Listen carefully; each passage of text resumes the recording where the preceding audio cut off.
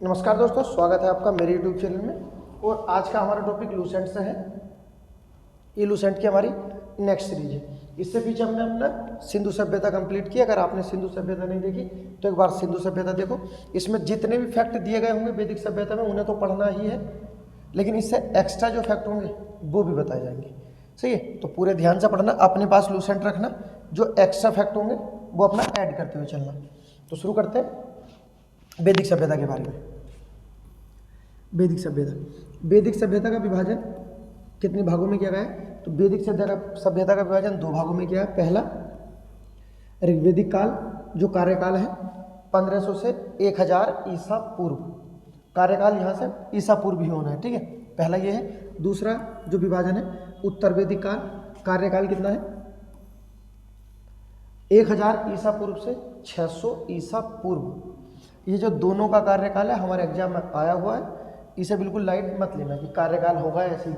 Exam में पूछा गया है, याद रखना। उसके बाद देखो नेक्स्ट दूसरा पॉइंट जो दे रखा है, बहुत इंपॉर्टेंट पॉइंट है।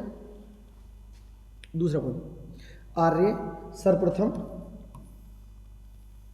जो आए थे तो पंजाब और अफगानिस्तान में बसे थे। एक व्यक्ति है मैक्स मूलर ने आर्यों का मूल स्थान जो बताया, मूल निवासी स्थान जो बताया, वो क्या बताया? मध्य एशिया। अर्थात कहाँ से आए थे? मध्य एशिया से आए थे। उसके बाद नेक्स्ट, आर्य द्वारा निर्मित सभ्यता ही क्या कहलाई? वैदिक सभ्यता। तो वैदिक सभ्यता क्या कहलाती है? तो आर्य द्वारा निर्मित सभ्यता। यह सभ्यता कैसी थी? ग्रामीण थी, जबकि सिंधु घाटी सभ्यता हमारी शहरी सभ्यता थी। उसके बाद नेक्स्ट, आर्यों की भाषा क्या थी? तो आर्यों की भाषा संस्कृत थी।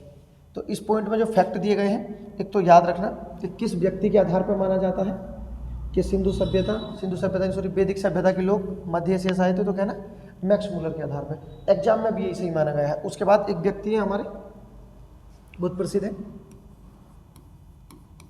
बाल गंगाधर तिलक। बाल गंगाधर तिलक ने आर्यों का निवास स्थान क्या बताया आपका? उत्तरी ध्रुव बताया। अर्थात बाल गंगाधर तिलक ने बताया है कि जो आर्य थे कहाँ से आए थे, तो इनके द्वारा बताया गया है उत्तरी ध्रुव। उसके बाद नेक्स्ट जो इनसे अलग एक व्यक्ति, बहुत प्रसिद्ध व्यक्ति है, दयानंद सरस्वती। दयानंद सरस्वती ने आर्यों का निवास स्थान जो बताया है, बताया आपका तिब्बत। तो दोनों व्यक्तियों के आधार पर पूछा जाता है। बाल गंगाधर तिलक जो आपको सभी को पता कि एक गरम दल के प्रमुख नेता थे बाल गंगाधर तिलक, उनके द्वारा आर्यों का निवास स्थान जो बताया गया है उत्तरी ध्रुव। और दयानंद सरस्वती द्वारा क्या बताया गया? तिब्बत। दयानंद सरस्वती आर्य समाज से संबंधित है। और सर्वप्रथम स्वराज शब्द का जनक कौन है? तो स्वराज शब्द का जनक भी आपका दयानंद सरस्वती। क्लियर है? उसका देखते हैं नेक्स्ट आगे। आर्य शब्द के बारे में दिया है। आर्य शब्द भाषा समूह को इंगित करता है। अर्थात आर्य जो शब्द है किसे इंगित करता है? तो इसमें जो दिया गया है भाषा समूह। लेकिन एक चीज और याद रखना, आर्य शब्द का अर्थ क्या होता है? तो कहना आर्य शब्द का अर्थ होता है श्रेष्ठ, कुलीन। क्लियर है? तो ये याद रखना। उसके बाद देखते हैं नेक्स्ट आगे अगला पॉइंट, आर्यों के प्रशासन की इकाई आरोही क्रम में, अर्थात नीचे से ऊपर को उठते हुए, ठीक है। आरोही क्रम में कितने भागों में है? 5 भागों में बांटी गई थी या बांटा गया है। पहला कुल, ग्राम, नेक्स्ट उसके बाद विष, जन और राष्ट्र। तो जो इकाई बांटी गई है कितने हिस्सों में? कहना 5 हिस्सों में। तो पहला क्या था? कुल, ग्राम, विष, जन और राष्ट्र। अब यहाँ से क्वेश्चन बन जाते हैं, तो इनका क्रम याद रखना। उसके बाद सबसे छोटी इकाई कुल का जो नेतृत्व करता था, जो अधिकारी होते थे, तो पिताजी होते थे। जबकि राष्ट्र का कौन होता था? तो कहना राष्ट्र का नेतृत्व कौन करता था? राजा। राष्ट्र का नेतृत्व उस समय राजा ही करता है, आज भी राजा ही करता है। उसके बाद देखो नेक्स्ट आगे देखो, ग्राम के मुखिया को ग्रामणी, विष के प्रधान को विषपति एवं जन के शासक को राजन बोला गया है। यहाँ से क्वेश्चन पूछे जाते हैं। कुल का नेतृत्व कौन करते थे? पिताजी। ग्राम का ग्रामिक, विष का विषपति, जन का राजन और राष्ट्र का राजा। क्लियर है? आप एक चीज और याद रखना, आप जो ये दिया गया है, आप सिंधु सभ्यता पढ़ लो, आप दिल्ली सल्तनत पढ़ लो, आप ब्रिटिश प्रशासन पढ़ लो, या हमारे प्राचीन भारत में जितने भी वंश थे, मगध हुआ आपका, उसका गुप्त हुए, चोल हुए, सातवाहन, राष्ट्रकूट, सब जितने भी वंश हैं सब में सबसे छोटी इकाई प्रशासन की क्या है? ग्राम है। सिर्फ वैदिक सभ्यता ही एक ऐसी सभ्यता थी जिसमें प्रशासन की सबसे छोटी इकाई कुल को माना है, और इसका नेतृत्व कौन करते थे? पिताजी। तो ये चीज़ आप याद रखना। अगर आप वैदिक सभ्यता को हटा देंगे तो प्रशासन की सबसे छोटी इकाई ग्राम हो जाएगी। आज भी प्रशासन की सबसे छोटी इकाई ग्राम ही है। क्लियर है ना? याद रखना। उसके बाद नेक्स्ट, उसका देखते हैं, कुछ व्यक्तियों के बारे में दिया गया है। जो दिया क्या दिखा है? राज्य अधिकारियों में पुरोहित एवं सेनानी प्रमुख होते थे, अर्थात राज्य के जो अधिकारी थे उसमें सबसे प्रमुख कौन से थे? पुरोहित और सेनानी। उसके बाद नेक्स्ट लिखा है, वशिष्ठ जो थे वो रूढ़िवादी थे, जबकि विश्वामित्र उदारवादी पुरोहित थे। दोनों के बारे में याद रखना। वशिष्ठ क्या थे? तो रूढ़िवादी, और विश्वामित्र क्या थे? उदारवादी। उसके बाद कुछ शब्द दिए गए हैं, ये इनके प्रशासन के शब्द हैं, आप याद रखना। पहला पॉइंट सूत, उसके बाद रथकार, उसके बाद कमादी नामक अधिकारी को सबको मिलकर क्या बोला जाता था? तो कहना रत्नी बोला जाता था। इनकी संख्या राजा सहित करीब कितनी बताई गई है? 12 बताई गई है, याद रखना। उसके बाद पूरब क्या है? तो कहना दुर्गपति, अर्थात जो किले को देखता था, जो एक एरिया होती थी उसे देखने वालों को क्या बोला गया है? पूरब। उसके बाद स्पष्ट जो आपका जनता की गतिविधि देखने वाला, अर्थात गुप्तचर। अब डायरेक्ट याद रखना, स्पष्ट क्या था तो पूछा जाता तो कहना गुप्तचर था। क्लियर है? उसके बाद नेक्स्ट, वाजपति गोचर भूमि। गोचर भूमि वो भूमि थी जिसमें गाय चरती थी, क्योंकि वैदिक सभ्यता में गाय को सबसे उच्च स्थान दिया गया है, और वैदिक सभ्यता में किसी व्यक्ति की गरीबी या अमीरी का निर्धारण गाय पालने से होता था। जिस व्यक्ति के पास जितनी गाय होंगी उस व्यक्ति को उतना अमीर माना जाएगा, और जिस व्यक्ति के पास जितनी कम होंगी उसे उतना गरीब माना जाएगा। तो ये इसी कारण गाय के लिए अलग से व्यवस्था थी। तो ये जो वाजपति क्या करता था? गोचर भूमि, गाय के चरने की भूमि का अधिकारी होता था, ये याद रखना। उसके बाद देखते हैं नेक्स्ट, उग्र। पुलिस को बोला गया है, ये दे रखा, अपराधियों को पकड़ने का कार्य करता था। अपराधी को पकड़ने का कार्य तो पुलिस ही करती है। तो ये जो पॉइंट है ना, कुछ बहुत इंपॉर्टेंट है। लूसेंट में हर एक चीज़ दी गई है, छोटी छोटी चीज़ें भी दी गई हैं। बस होता क्या है ना कि लूसेंट की एक एक लाइन में 2-2, 3-3 क्वेश्चन बन जाते हैं, तो सही से पढ़ नहीं पाते। आप जुड़ो, पूरा कंप्लीट खत्म करते हैं पूरी लूसेंट। अब देखो इसमें जैसे दिया गया है, उग्र, वाजपति, पूरब, स्पष्ट, रत्नी किसे बोलते थे? तो कहना सूतकार, रथकार और कमादी को क्या बोलते थे? रत्नी। इसमें राजा शामिल होते थे, टोटल संख्या। तो ये सब यहाँ से क्वेश्चन पूछे जाते हैं, और ये जब सही से नहीं पढ़ेंगे तो यही निकल जाते हैं। फिर लगता है ऐसा कि हाँ लूसेंट से ही आता है, सब कुछ लूसेंट से ही आता है। उसका देखते हैं नेक्स्ट आगे, नोट में जो दे रखा है, क्या दिया गया है? ऋग्वेद में किसी तरह के न्यायिक अधिकारी का उल्लेख नहीं है। हाँ सही बात है, किसी न्यायिक अधिकारी का कोई उल्लेख है, लेकिन एक उल्लेख है जो आपको याद रखना है। ये पूछा जाता है कि जो जाति होती है, जाति का सबसे पहला उल्लेख कहाँ मिलता है? तो कहना जाति का सबसे पहला उल्लेख वैदिक सभ्यता में ही मिलता है। क्लियर है? उसके बाद देखते हैं नेक्स्ट आगे जो दिया गया है पॉइंट, सभा एवं समिति। सभा एवं समिति राजा को सलाह देने वाली संस्थाएं थी, याद रखना।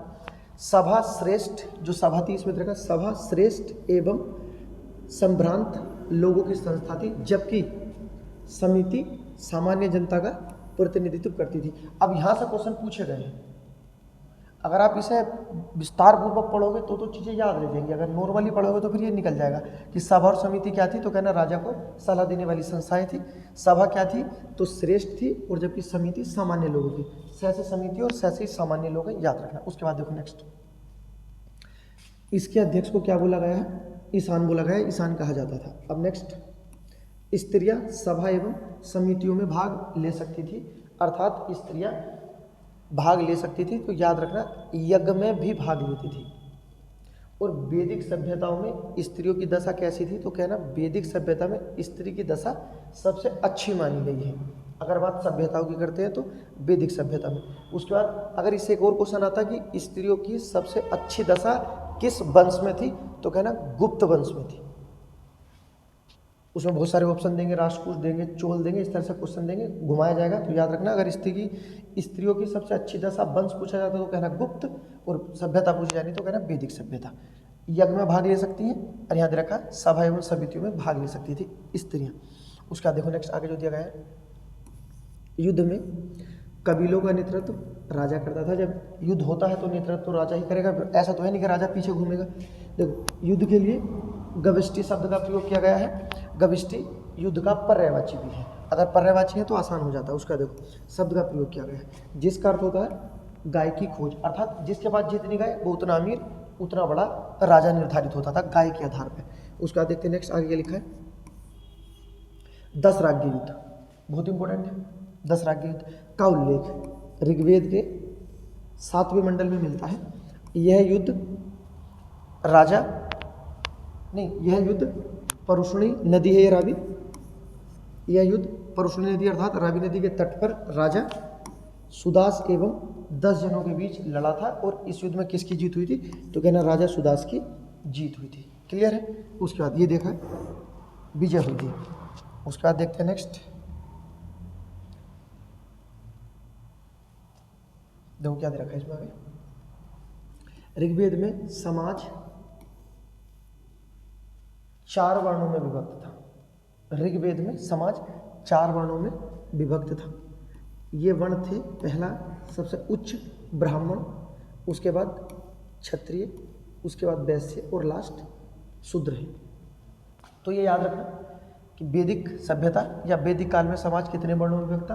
तो 4 वर्णों में, ब्राह्मण, क्षत्रिय, वैश्य और शूद्र। अब देखो यह जो विभाजन किया गया है यह व्यवसाय के आधार पर किया जाता था।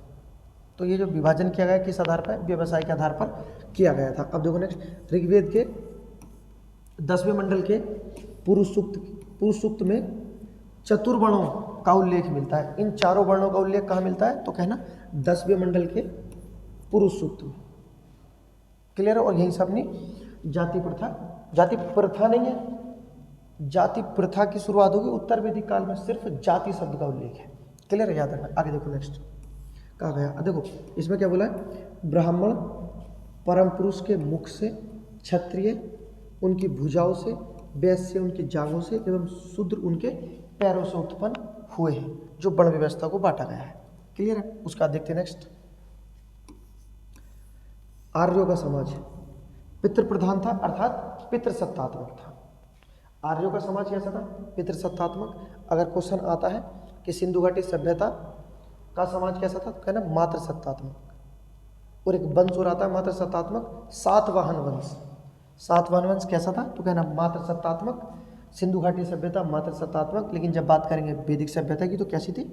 पितृसत्तात्मक। अब देखो नेक्स्ट, समाज की सबसे छोटी जो इकाई थी परिवार थी, अर्थात कुल। और इसका नेतृत्व देखो कौन करते थे? पिताजी करते थे। कुल का नेतृत्व पिताजी करते थे। आगे देखो, जिसे क्या बोला गया है? कुलब बोला गया है, ये कुलब कहा जाता है। क्लियर है यहाँ तक? उसके बाद देखते हैं नेक्स्ट, एक चीज रह गई यहाँ पे, एक चीज याद रखना। देखो जो रेड बॉक्स में चीजें हैं इनके बारे में बोल देता हूँ एक बार। ये पूछा जाता है उपनिषद की कुल संख्या कितनी है? तो उपनिषद की संख्या 108 है। उपनिषद को बोलते क्या है? तो उपनिषद को बोलते हैं कहना दर्शन का पिता। दर्शन का पिता किसे बोला गया है? तो कहना उपनिषद को बोला गया है। उपनिषद का एक अन्य नाम है तो बोलना वेदांत। उपनिषद को किस नाम से जानते हैं? वेदांत। संख्या कितनी है? 108। और दर्शन का पिता किसे बोलते हैं? तो कहना उपनिषद को। उसका बाद नेक्स्ट दे रखा है, महापुराणों की संख्या कितनी है? 18। वेदांत की संख्या कितनी है? 6। ये पूछा जाता है वेदांत क्या होते हैं? तो कहना वैदिक सभ्यता की सहायक विद्या को वेदांत बोला गया है। क्लियर है?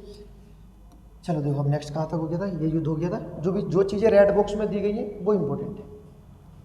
नेक्स्ट देखते हैं, पितृसत्तात्मकता, मुखिया पिताजी होते थे। सही है। देखो इसमें दे रखा है, इसमें शुरू में बोल दिया, अर्थात वैदिक सभ्यता में स्त्रियों की स्थिति कैसी है? कहना अच्छी स्थिति है। देखो स्त्रियां इस काल में अपने पति के साथ यज्ञ में भाग ले सकती हैं, इसकी बात हम कर चुके हैं। बाल विवाह एवं पर्दा प्रथा यहाँ प्रचलित नहीं थी। यहाँ एक चीज और याद रखना,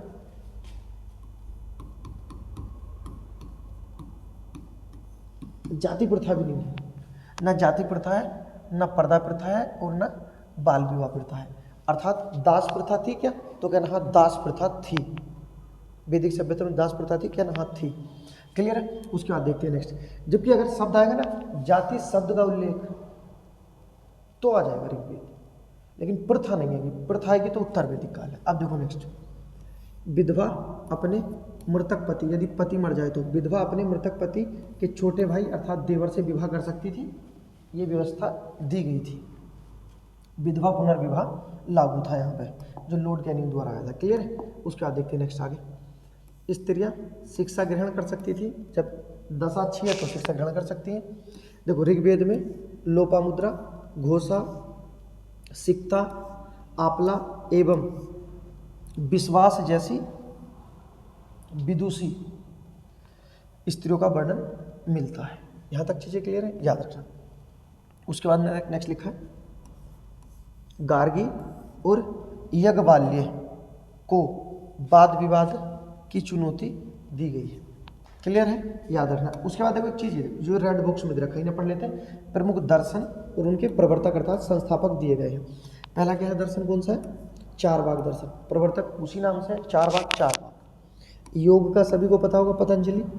सांख्य कपिल है, और ये पूछा जाता है सबसे प्राचीन दर्शन कौन सा है, तो कहना सांख्य दर्शन है। और ये दर्शन ऐसा है कि इसका उल्लेख अर्थात इसे जैन धर्म और बौद्ध धर्म दोनों में ग्रहण किया गया है।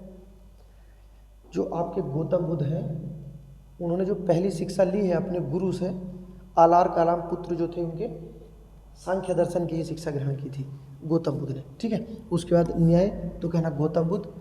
पूर्वी मीमांसा, जैमिनी।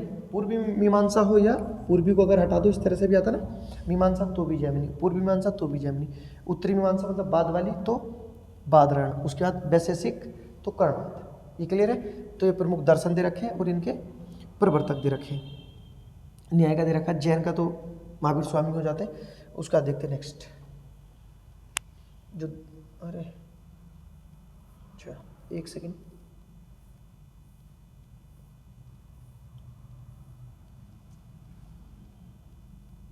अब देख लेते हैं एक बार, यहाँ तक क्लियर। अब देख लेते, देखो इसमें दिया गया है, जीवन भर अविवाहित रहने वाली स्त्री को आमाजु बोला गया है। क्या यहाँ वैश्यावृत्ति थी वैदिक सभ्यता में, तो कहना वैश्यावृत्ति थी। और वैश्यावृत्ति अपनाने वाली स्त्री को क्या कहते थे, तो कहना पुटनी बोला गया है। क्लियर है, यहाँ तक याद रखना। उसके बाद नेक्स्ट आगे जो लिखा हुआ है, जीविका पार्जन के लिए वेद वेदांग पढ़ाने वाले अध्यापक अर्थात टीचर को क्या बोला गया है, तो बोला गया है उपाध्याय। उपाध्याय आपका तत्सम है, इसका तद्भव आज होता है ओझा।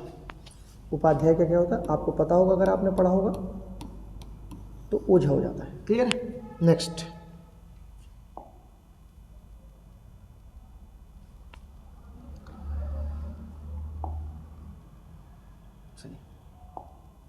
देखो क्या दिया है, आर्यों का मुख्य पेय पदार्थ सोमरस था अर्थात दारू का सेवन करते थे। आगे के लिखा, यह वनस्पति से बनाया जाता था। आर्य मुख्य थे, 3 प्रकार के वस्त्र पहनते थे। 3 प्रकार के कौन कौन से, पहला बास, उसके बाद अधिवास, उसके बाद नेक्स्ट उस अणिस। जबकि अंदर पहनने वाले कपड़ों को क्या बोला गया है, तो नीबी बोला गया है। कपड़े पहनने वाली बातें भी हालांकि एग्जाम में तो नहीं है, लेकिन आप याद कर लेना क्योंकि लूसेंट में लिखा है तो कुछ अच्छा ही लिखा होगा। उसका देखो नेक्स्ट, मनोरंजन का साधन था, तो कहना था मनोरंजन का साधन, मुख्य साधन क्या क्या थे, तो कहना संगीत, रथ दौड़, घुड़दौड़। उसके बाद नेक्स्ट एवं धूर्त क्रीड़ा जैसे खेल यहाँ प्रचलित थे जो मनोरंजन का साधन हुआ करते थे। उसके बाद देखते हैं नेक्स्ट, आर्यों का मुख्य व्यवसाय। अब देखो आप यहाँ से एक चीज़ याद रखना, आर्यों का मुख्य व्यवसाय क्या है, पशुपालन एवं कृषि। लेकिन जब हम इसे ऑप्शन से करेंगे ना, तो एक ऑप्शन में पशुपालन आता है, दूसरे ऑप्शन में क्या आता है, कृषि, अर्थात अलग अलग बांट दिया जाता है। तो आपको क्या रखना है कि आर्यों का मुख्य व्यवसाय क्या था, तो आप पहले लगाना पशुपालन और दूसरे नंबर पर पूछा जाए तो कहना कृषि। जबकि सिंधु घाटी सभ्यता का प्रमुख व्यवसाय क्या था, तो उनका था व्यापार और इनका पशुपालन। दोनों पूछे जाते हैं, कंफ्यूज करते हैं, लेकिन आप कंफ्यूज मत होना अगर आप सही से आपका बिल्कुल फोकस होकर लूसेंट पढ़ रहे हो तो पढ़ो, पूरी लूसेंट खत्म करते हैं। जीएस का सिस्टम ही खत्म। देखो महर्षि कर्णाद को भारतीय परमाणुवाद का जनक कहा गया है, यहाँ तक सही है। उसके बाद देखते हैं नेक्स्ट इंपॉर्टेंट है पॉइंट, एग्जाम में पूछा गया। आगे देखो, गाय को अधन्या बोला गया है, अर्थात ना मारे जाने योग्य पशु किस श्रेणी में रखा गया है गाय को? गाय की हत्या करने वाले या उसे घायल करने वाले के लिए वेदों में मृत्युदंड अथवा देश निकालने की व्यवस्था की व्याख्या की गई है या व्यवस्था है। गाय को क्या माना गया है? ना मारे जाने वाला पशु। और ये याद रखना है कि वैदिक सभ्यता में किस पशु को ना मारे जाने वाला बोला गया है, तो कहना गाय को बोला गया है। जबकि अगर पूछा जाए वैदिक सभ्यता में सबसे प्रिय पशु क्या था, तो प्रिय था घोड़ा। जबकि ना मारे जाने वाला क्या है, वो आपका गाय है। नेक्स्ट,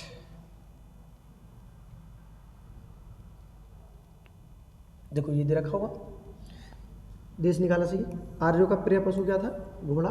एवं प्रिय देवता कौन थे? इंद्र। आर्यों के प्रिय देवता इंद्र, प्रिय पशु आएगा तो घोड़ा। नेक्स्ट, अगर पूछा जाए सबसे प्राचीन देवता कौन थे, तो बताना दो थे। ठीक है, सबसे प्राचीन देवता दो और सबसे प्रिय देवता इंद्र। सेम इसी तरह से जानवरों को बांटा गया है, प्रिय घोड़ा और ना मारे जाने वाला गाय। सही है। उसके बाद देखते हैं नेक्स्ट, आर्यों द्वारा खोजी गई धातु क्या थी? लोहा। क्योंकि लोहे से सिंधु सभ्यता के लोग परिचित नहीं थे, तो लोहे की खोज कहाँ हुई है, तो क्या ना वैदिक सभ्यता में। तो आर्य द्वारा खोजी गई धातु क्या आपका? लोहा थी, जिसे श्याम अयस्क या ये भी नाम आता है कृष्ण अयस्क। लोहे को क्या बोला गया है? श्याम अयस्क या कृष्ण अयस्क। जबकि तांबे को लोहित अयस्क बोला गया है। जबकि तांबे की खोज सिंधु घाटी सभ्यता में हो चुकी थी। तो खोज किसकी नहीं हुई थी? कहना लोहे की नहीं हुई थी। ये जो लोहा प्राप्त हुआ है तो ये कहाँ से हुआ? कहना उत्तर प्रदेश के अंतरजी खेड़ा से निकाला गया था। सबसे पहले लोहा कहाँ से निकाला? तो उत्तर प्रदेश के अंतरजी खेड़ा से। इतना चीज़ क्लियर है। अब देखो इधर दे रखा है जो रेड बॉक्स में, रेड बॉक्स की हर चीज़ क्या होगी आपकी? इंपॉर्टेंट होगी और ढंग से पढ़ना है, मतलब तमीज से। देखो क्या लिखा है? वैदिक कालीन नदियों के बारे में दिया गया है। गाय के बारे में तो बोल दिया, सही है। अगला क्या है? कुरुम को क्या बोला गया है? कुर्रम। सही है। कुंभा, काबुल, बितस्ता, झेलम, ये प्राचीन नाम दे रखे हैं। ठीक है, बितस्ता का आज नाम क्या है? झेलम। उसके बाद अस्कनी, चिनाब तो कहना ऐसी नाब, अस्कनी, चिनाब, परुश्री, रावी। तो पुरुष, रवि, ये ट्रिक है जो आपको याद रखना है। यहाँ देखो, सतुद्री, सतलज, ये दोनों बैस है। बिपाशा, ब्यास, सदानीरा, गंदा पानी, गंधक पानी से मतलब गंडक। उसके बाद क्या है? द्रजदती, घग्गर, गोमती, गोमती। नाम से जो अपने ही नाम से बनी हुई है वो तो आसान हो जाती है। एक और दे रखी होगी, सुवस्तु, स्वात्मति। सही है। तो ये नदी है जो व्याख्या दी गई है। उसके बाद में देखते हैं नेक्स्ट, आगे जो दे रखा हुआ। यहां तक क्लियर हो गया? लोहे से परिचित थे, सही है। भारतीयों को लोहे का ज्ञान, सही, ईसा पूर्व 8वीं सदी में प्राप्त हुआ है। कोई परेशानी नहीं है, सही है। देखो, व्यापार हेतु दूर दूर तक जाने वाले व्यक्ति को क्या बोला गया है? अर्थात व्यापार करने के लिए जो व्यक्ति दूर दूर तक जाते थे उसे वैदिक सभ्यता में क्या बोला गया है? पणि। अगर सिर्फ ये पूछा जाए कि पण क्या था, तो कहना पण मौर्य काल की मुद्रा थी। पण क्या है? मुद्रा। पणि क्या थे? व्यापारी, दूर दूर तक जाने वाले।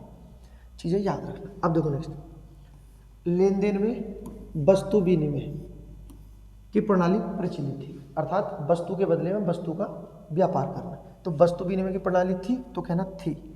उसका नेक्स्ट, ऋण देकर ब्याज लेने वाले को क्या बोला गया है? बैकनोट, अर्थात सूदखोर बोला गया है वैदिक सभ्यता में। नेक्स्ट, मनुष्य एवं देवता के बीच, मनुष्य एवं देवता के बीच मध्यस्थता की भूमिका निभाने वाले देवता के रूप में अग्नि को माना गया है। अर्थात अग्नि की पूजा की जाती थी, जो यज्ञ कराए जाते थे। जो यज्ञ कराए जाते थे तो अग्नि का प्रयोग किया जाता है। तो यही है मनुष्य और देवता के बीच की मध्यस्थता कराने वाले देवता कौन थे? तो कहना अग्नि। उसके बाद देखते हैं,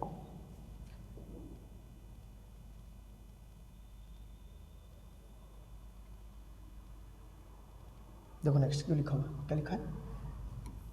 ऋग्वेद में उल्लिखित नदियों में सरस्वती सबसे पवित्र मानी गई है। इससे पहले हम पढ़ चुके हैं नदियों के बदले हुए नाम, लेकिन अगर आए सबसे पवित्र तो कहना सरस्वती।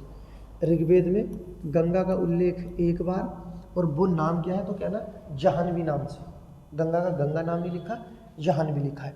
तो गंगा का उल्लेख एक बार किस नाम से किया? तो जाह्नवी। यमुना का उल्लेख 3 बार किया गया है। ऋग्वेद में सिंधु नदी सर्वाधिक उल्लिखित नदी है, अर्थात सिंधु नदी का उल्लेख सबसे अधिक बार हुआ है। तो सिंधु नदी में गंगा का प्रयोग कितनी बार हुआ है? तो कहना एक बार, यमुना का 3 बार, सर्वाधिक सिंधु। अगर बात करेंगे पवित्र तो सरस्वती, और इससे ऊपर जो हमने पढ़े हैं वो बदले हुए नाम। यहाँ तक चीज़ें क्लियर है? अब देखते हैं नेक्स्ट उत्तर। देखो यहाँ तक, अब तक वैदिक काल, अब आ गया उत्तर वैदिक काल। इसका कार्यकाल क्या था आपका? तो ये पता है हमें, 1000 ईसा पूर्व से 600 ईसा पूर्व। ईसा पूर्व जरूर लगाना, जब ऑप्शन में आता है तो घुमा देते हैं, ठीक है। यहाँ से उत्तर वैदिक काल हो गया। अब यहाँ से कुछ चीज़ें, थोड़ी थोड़ी चीज़ें चेंज हो जाएंगी जो हमारे एग्जाम में हमारे क्वेश्चन गलत कराती हैं, लेकिन आप जुड़े हो तो चीज़ें क्लियर करते हुए पढ़ेंगे, टेंशन बिल्कुल मत लो। उत्तर वैदिक काल में देखो यहाँ पर एक तो देवता बदल गए, जो उसमें प्रिय देवता थे, इंद्र के स्थान पर प्रजापति सर्वाधिक प्रिय देवता बने, ठीक है। अब देखो नेक्स्ट, प्रजापति विष्णु का पर्यायवाची भी। विष्णु के 3 पगों की कल्पना का विकास उत्तर वैदिक काल में हुआ है, सही है। अगर बात करेंगे हम सिर्फ वैदिक की, प्रिय देवता थे तो इंद्र, जब उत्तर वैदिक तो प्रिय देवता क्या हो जाएंगे? प्रजापति। उसके बाद देखो नेक्स्ट, प्रजापति या विष्णु हो जाएंगे, दोनों एक ही, याद रखना। उत्तर वैदिक काल में राजा के राज्याभिषेक के समय राजसु यज्ञ किए जाते थे। यज्ञ का अनुष्ठान किया जाता था, अर्थात यज्ञ की परंपरा थी। उसके बाद देखते हैं नेक्स्ट, उत्तर वैदिक काल में वर्ण व्यवस्था की बजाय जन्म के आधार पर, जो उसमें वर्ण व्यवस्था थी, जो 4 हिस्सों में बटी थी, उसमें वर्ण व्यवस्था की बजाय उत्तर वैदिक काल में वर्ण व्यवसाय की बजाय जन्म के आधार पर निर्धारण होने लगा था। तो इन दोनों पॉइंट में चीजें बदल गई, देवता बदल गए, ये याद रखना। राजा के बारे में कुछ उल्लेख कर दिया, और आपका जो वर्ण व्यवसाय था वो भी आपका बांट दिया गया है, क्लियर है, याद रखना। उसका देखते हैं नेक्स्ट, ये आ गए ऋग्वेद काल के देवी और देवता, सब हैं इसमें, कोई ऐसा नहीं होगा जो छूटा हुआ होगा। देखते हैं, सबसे पहले दिया गया है इंद्र के बारे में, सबसे प्रिय थे, तो ये देखते हैं किस किस चीज़ से संबंधित है। युद्ध का नेता किसे माना गया है? इंद्र को। वर्षा का देवता वो भी इंद्र ही। अग्नि को देखो क्या बोला, इनके बारे में हम पढ़ चुके हैं, देवता और मनुष्य के बीच की मध्यस्थता कराने के लिए, ठीक है।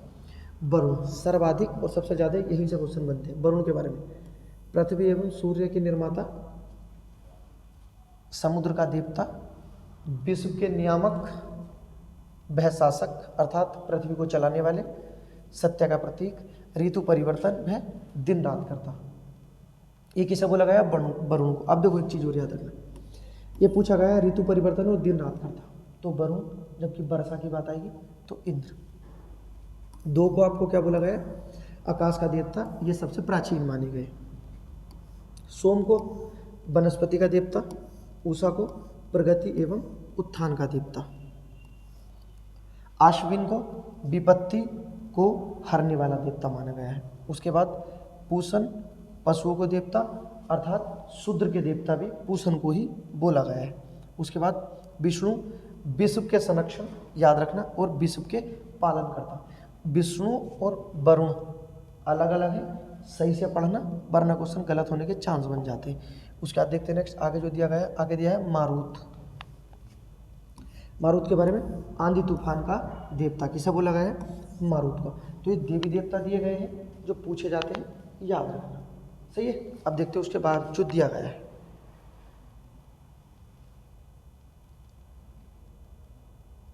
देखो देखते हैं यहाँ तक। जो क्या लिखा हो, उत्तर वैदिक काल में हल को सिरा एवं हल रेखा को क्या कहते थे, सीता कहते थे। सीधी लाइन में लिखा है, याद रखना।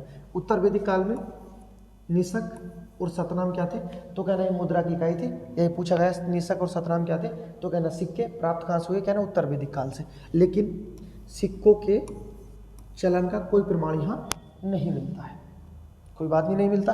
हमें तो पता चला कि सिक्के कौन से थे, तो कहना निषक और सतनाम। उसके बाद नेक्स्ट आगे का लिखा है, सांख्य दर्शन भारत के सभी दर्शन में सबसे प्राचीन है।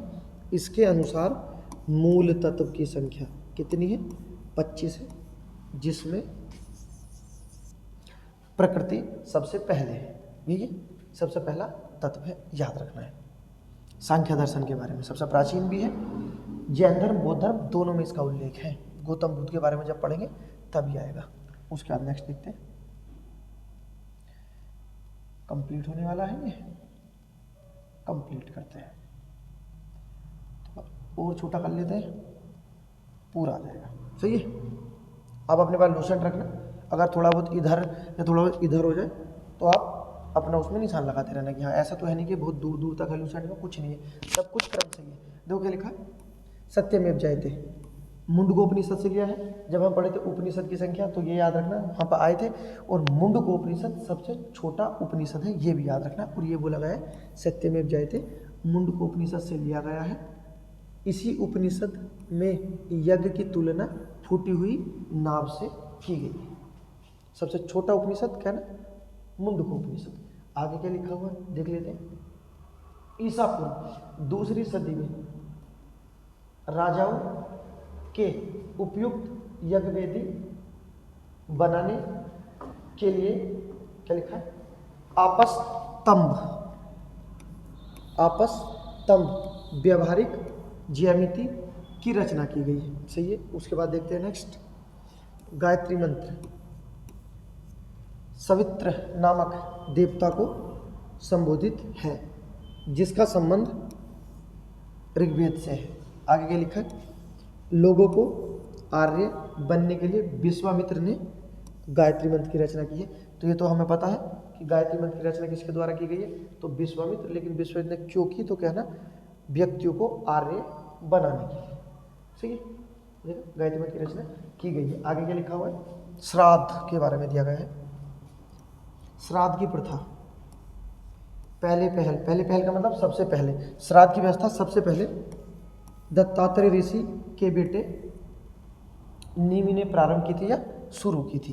क्लियर है। तो ये याद रखना, श्राद्ध का उल्लेख भी मिलता है उत्तर वैदिक काल में।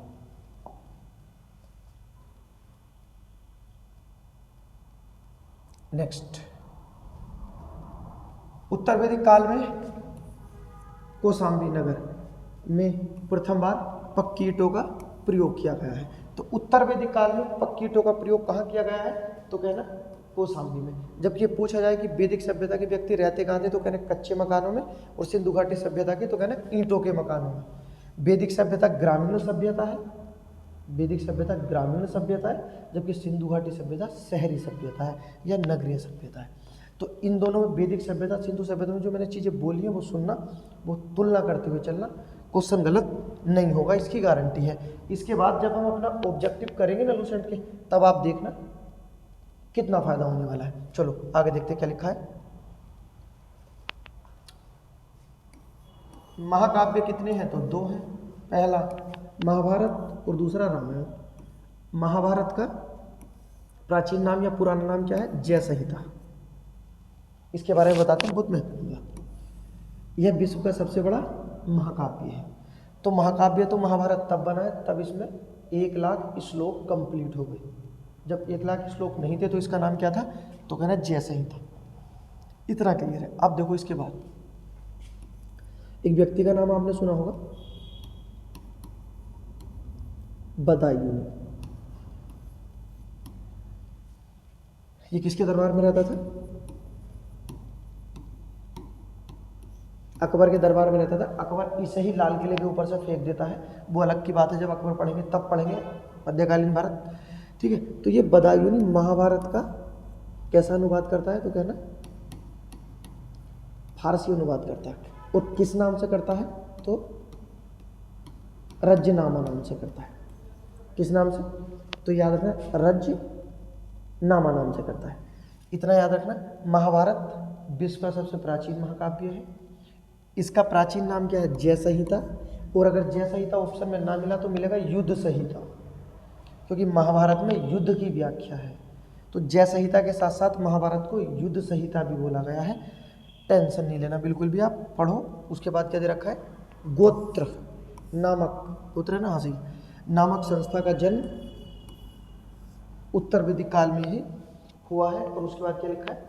वेदांत दर्शन के मौलिक ग्रंथ ब्रह्मसूत्र या वेदांत सूत्र की रचना बादरायण ने की है। क्लियर है? ये वैदिक सभ्यता से हमारे क्वेश्चन थे। उसके बाद पढ़ेंगे हम महाजनपद। अब हमारा ऐतिहासिक काल शुरू होने वाला है और इसे पढ़ेंगे पूरा विस्तार पूर्वक। सारी चीज़ें लूसेंट में कंप्लीट कर लेंगे। वैदिक सभ्यता के जब क्वेश्चन लगाएंगे ऑब्जेक्टिव वाले लूसेंट से, तब देखना कितनी हेल्प होगी। वीडियो अगर पसंद आई तो सब्सक्राइब करो, लाइक करो।